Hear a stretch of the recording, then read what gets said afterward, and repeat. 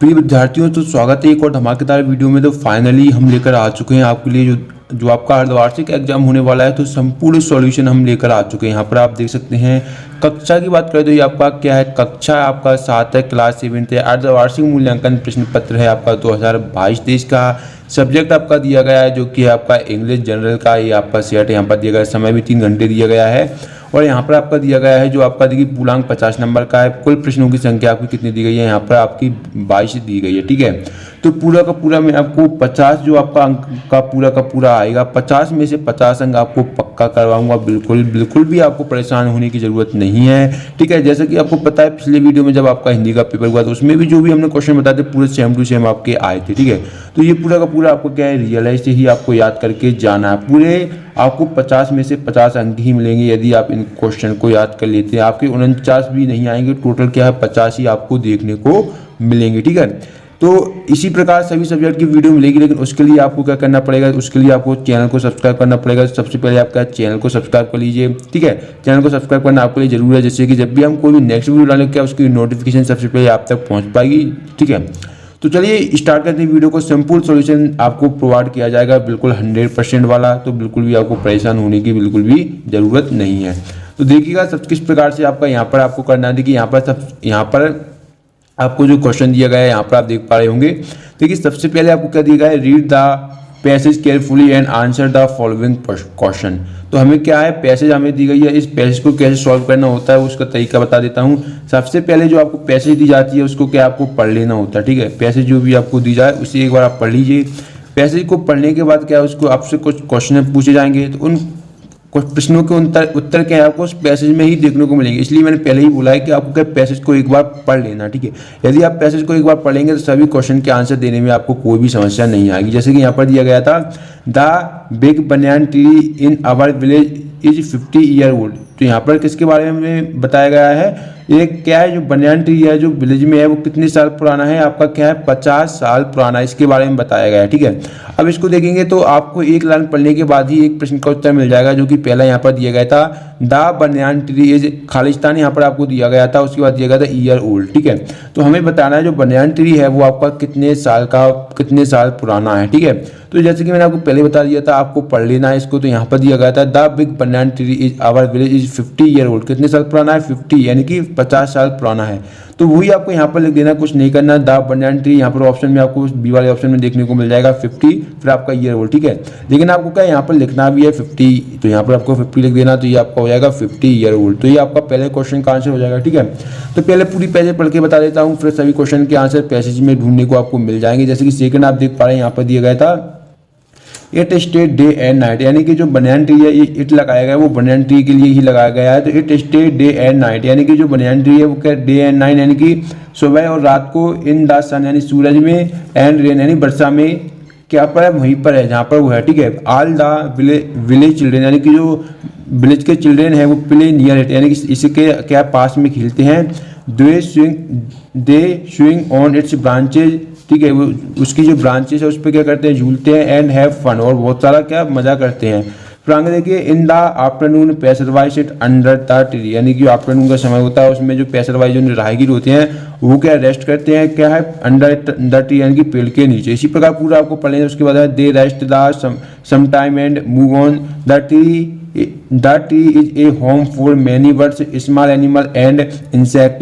The tree gives fresh air to we should always love and care for it. ठीक है, तो यहाँ पर पूरी बताया गया है आपको बनियान ट्री के बारे में किस प्रकार का है, तो मैंने यहाँ पर पूरा समझा दिया है। अब देखिए क्वेश्चन आपको बिल्कुल आसानी से आप सभी क्वेश्चनों के आंसर दे पाएंगे। ठीक है, जैसे पहले क्वेश्चन का आंसर दिया उसी प्रकार आगे के जितने भी क्वेश्चन आपके पूछे जा रहे हैं उन क्वेश्चनों के भी आंसर आप बिल्कुल आसानी से दे सकते हैं। तो चलिए देख लेते हैं आगे के क्वेश्चन किस प्रकार से पूछे गए हैं।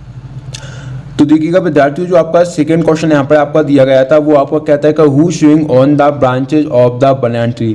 तो मैंने आपको पढ़ के बताया था कि कौन झूलता है, जो बनियान ट्री की ब्रांचेज है, स्विंग कौन करता है वो मैंने आपको बता दिया था कि जो बच्चे थे यानी जो चिल्ड्रन थे वो क्या है झूलते थे उसकी ब्रांचेज पर। तो मैंने इसीलिए समझाया था जिससे कि आपको बार बार बताना ना पड़े, तो यहाँ पर पूरा मैंने डिटेल में आपको पैसेज को समझा दिया था। ठीक है, अब अगला देखेंगे तो where do we get fresh air from. ठीक है, तो जो हमें क्या है फ्रेश, यहाँ पर समझिए वेयर डू वी यानी हमें गेट यानी प्राप्त होती है, फ्रेश एयर फ्रॉम यानी कि जो हमें फ्रेश यानी कि जो स्वच्छ हवा है वो हमें कहाँ से प्राप्त होती है, बर्ड से यानी पक्षियों से होती है। ट्री यानी पेड़ों से होती है, एनिमल से होती है या इंसेक्ट से होती है, ठीक है। तो उसमें मैंने आपको समझाया था, जब बताया था जो हमें फ्रेश एयर है वो हमें कैसे पेड़ों से प्राप्त होती है। तो ये आप जानते हैं कि जो पेड़ पौधे होते हैं उन्हीं से क्या हमें फ्रेश एयर प्राप्त होती है, ठीक है। अब अगला देखेंगे तो यहाँ पर आपको आंसर ट्री कर देना। फिर अगला दिया गया था द स्टोरी इज अबाउट, यानी कि जो पूरी स्टोरी दी गई है, हम बोल सकते हैं जो पूरा पैसेज हमें दिया गया है वो आपका किससे रिलेटेड दिया गया है। पहला ऑप्शन है द मैंगो ट्री, फिर सेकंड है आपका द नीम ट्री, थर्ड है आपका द बनाना ट्री और चौथा है आपका द पीपल ट्री, ठीक है। तो ये आपको बताने की बिल्कुल भी जरूरत नहीं है, आपने पहले ही पढ़ा है। जो आपको बताया गया था कि ट्री था वो कितने 50 साल पुराना था, वो कौन सा ट्री था, वो आपका बनियान ट्री था।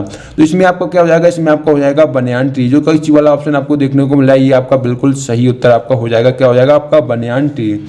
फिर आपका नेक्स्ट यहाँ पर दिया गया था जो कि 5वां था take rest under the tree in the afternoon, यानी कि यहाँ पर क्या चिल्ड्रन रेस्ट करते हैं अंडर द ट्री यानी पेड़ के नीचे। आफ्टरनून में क्या मैन यानी कि जो आदमी है वो रेस्ट करते हैं पेड़ के नीचे। आफ्टरनून में क्या वुमेन करती हैं, क्या पेशरवाई आपके करते हैं। तो कौन करता है ये हमें बताना है। ये आपके 4 ऑप्शन दिए गए थे। तो ये भी मैंने बताया था कि आफ्टरनून के समय क्या होता है, जो वहाँ से जो पेशरवाई राहगीर होते हैं वो गुजरते हैं तो वो क्या कहते हैं आफ्टरनून के समय क्या वहाँ पर बैठकर पेड़ के नीचे बैठकर क्या करते हैं वो रेस्ट कर लेते थे। तो आपका आंसर क्या हो जाएगा, पेशरवाई आपका हो जाएगा। तो इसका आंसर पेशरवाई होगा। जैसे मैंने आपको बताया था कि पूरे आपको जो आप जानते हैं कि 50 नंबर का आपका जो पेपर आ रहा है, तो पूरे 50 में से 50 अंक आपके आएंगे यदि वीडियो को आप पूरा देखेंगे। वीडियो को बिल्कुल भी यदि आप स्किप नहीं करते हैं, पूरा लास्ट तक देखते हैं, पूरा आपका पेपर फुल करके आएंगे, पूरा का पूरा मजा आपको आ जाएगा, ठीक है। तो वीडियो को पूरा एंड तक देखिएगा बिल्कुल विदाउट स्किप करिए। जो स्टूडेंट स्किप करेंगे उन्हें बहुत नुकसान होगा, जो वीडियो पूरा देखेंगे उन्हें बहुत ही ज़्यादा फायदा होगा, ठीक है। अब देखिए आगे बता देता हूँ मैं आपको। यहाँ पर देखिए आगे की बात करें तो यहाँ पर देखिए क्वेश्चन नंबर आपका बात करें तो यहाँ पर देखिए 6ठा क्वेश्चन दिया गया था द अपोजिट ऑफ स्मॉल ई। तो अपोजिट शब्द बताना है हमें और जो कि स्मॉल का हमें बताना है। तो इसमें ऑप्शन है शॉर्ट होगा या नैरो होगा या टिन होगा या बिग होगा। तो इसका जो आपका आंसर हो जाएगा वो आपका देखिए इस अपोजिट स्मॉल का मतलब क्या होता है, छोटा होता है। उसी प्रकार शॉर्ट का मतलब देखेंगे, इसका मतलब भी आपको क्या होता है, छोटा ही होता है, ठीक है। फिर आपका दिया गया नैरो, तो इसका अर्थ भी छोटा ही होता है और टिन का मतलब भी छोटा ही होता है। लेकिन जो बिग है, बिग का मतलब बड़ा होता है, यानी छोटा का अपोजिट आपको क्या हो जाएगा, बड़ा है। स्मॉल छोटा और बिग आपको क्या हो जाएगा, बड़ा। तो ये क्या हो जाएंगे, एक दूसरे के अपोजिट हो जाएंगे। तो आंसर आपको क्या हो जाएगा, बिग आपका हो जाएगा। अगला देखेंगे, अगला आपका यहाँ पर दिया गया था 7वां, जो कि आपका दिया गया था कि the banyan tree stay day and night. जो बनियान ट्री है कैसा है, खड़ा हुआ है डे एंड नाइट। उसके आगे जो वाक्य आपको दिया गया था वो था in the sun and rain, यानी कि धूप में भी खड़ा है, वो रेन में यानी बरसात में भी खड़ा है। तो ये वाला आपका उत्तर हो जाएगा। फिर देखिए 8वां दिया गया था द प्लूरल ऑफ ब्रांचेज। तो ब्रांच का प्लूरल बताना है, तो ये आपका ब्रांचेज हो जाएगा। क्या हो जाएगा विद्यार्थियों, ब्रांचेज आपका इसका प्लूरल हो जाएगा। तो ये आपको क्वेश्चन नंबर 8 का उत्तर हो जाएगा। तो इसे आप अच्छी तरीके से लिख लीजिएगा, ठीक है। तो ये पूरे 8 तक मैंने आपको अभी तक बता दिए हैं।